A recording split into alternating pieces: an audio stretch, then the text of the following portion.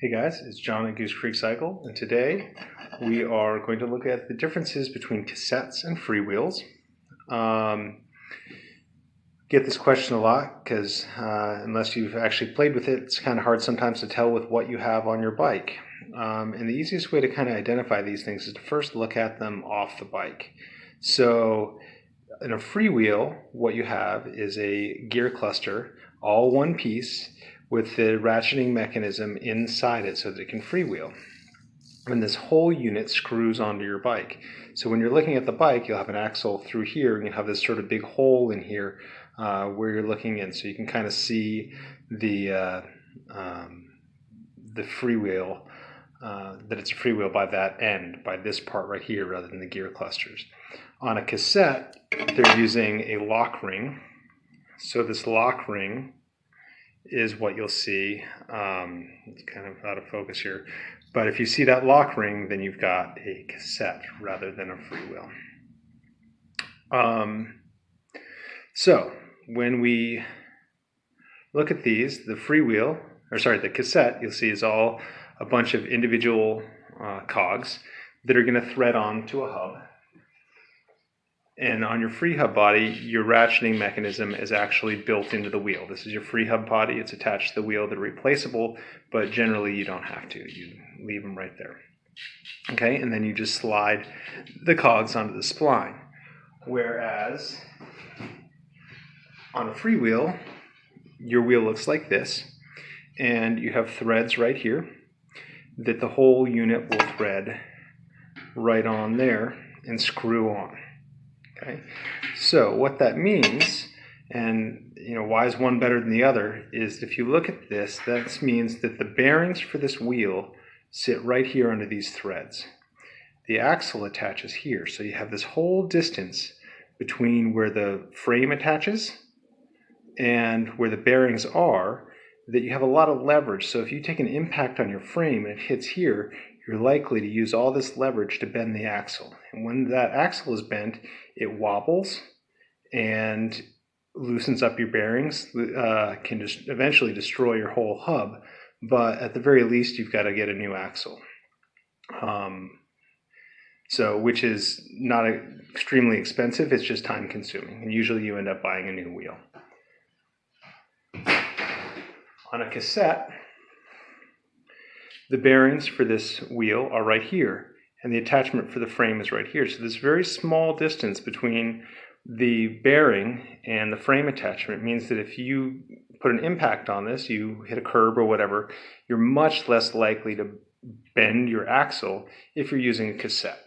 So this problem is sort of amplified as you go to larger and larger numbers of gears.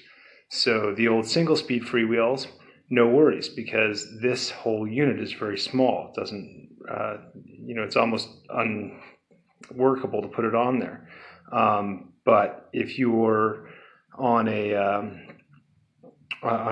9, 10, 11, 12 speed bike, you really are going to need a free hub body rather than to use a freewheel.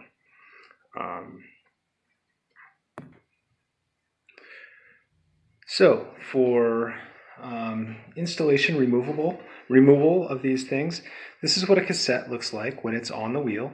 You can see it's identifiable clearly by the lock ring here. You can see that lock ring. And you'll see on the inside of this lock ring there's a splined pattern. The beauty of cassettes is this is the same for every single lock ring. They're all the same. And the tool that is most commonly used is one made by Park that is called the FR1. It's fine. You need a wrench or something to hang on to it, but that's fine. I actually like this tool better. This is actually about the same cost for this whole unit as that little thing from Park. It's an UltraCycle cassette lock ring tool, and it has a nice little guide so that when you put it on here, it's just all going to slide right in, and then you've got your handle. You don't have to use a wrench. It's much easier. The problem is you can't unscrew this because the whole unit turns. So what you'll have to use most commonly is what's called a chain whip. And the chain whip will sit on the cogs like this, just like that. And then you use it to hold the cassette still while you unscrew the lock ring. Once the lock ring is unscrewed, you can get rid of the chain whip. Take the lock ring all the way off. And then all the cogs will just slide right off the Freewheel body.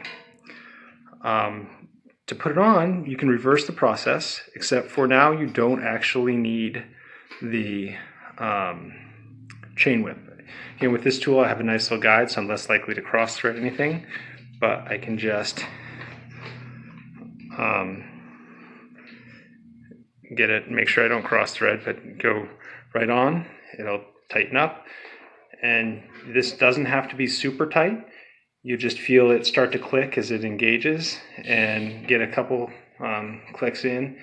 Just sort of hand tight. It's not, I'm not putting a lot of effort into that.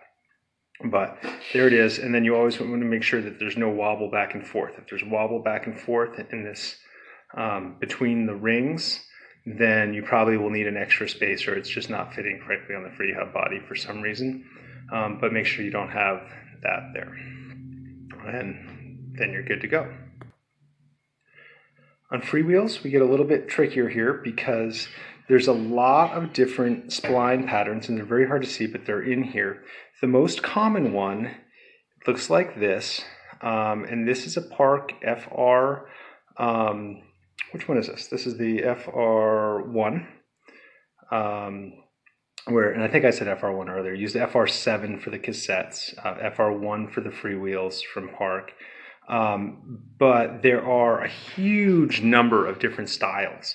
So here's the FR2. So some of them use a 2-prong system.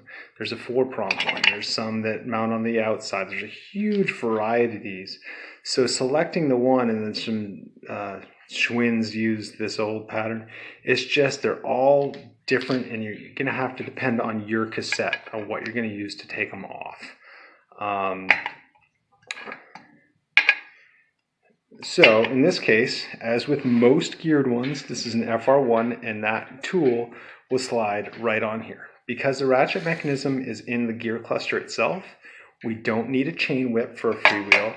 We just need the proper tool to slide in there, and then a wrench to hop on there. And this one, actually, I've had it off and on for the purposes of this video. So normally this is really hard to unscrew because your pedal stroke will actually tighten it.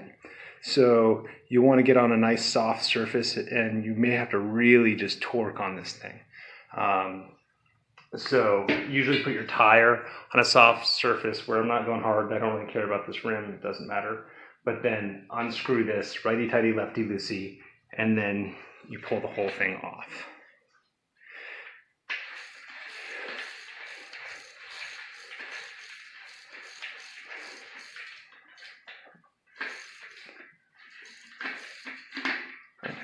So going back on is actually much easier because you don't need the tool.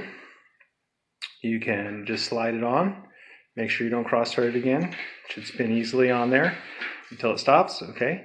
And actually your first pedal stroke or two will tighten this down. So you don't even need a tool, you don't need a wrench. If you're doing it for a friend, or you have to adjust the derailleur before you really send someone out on a ride, then you can use your tool to tighten it down if you want to. You really can't over tighten it because remember, it's designed to withstand your pedal stroke, which if you can do more than that with your hand and a tool, I'm impressed. And that's a Freewheel, and it's ready to go now.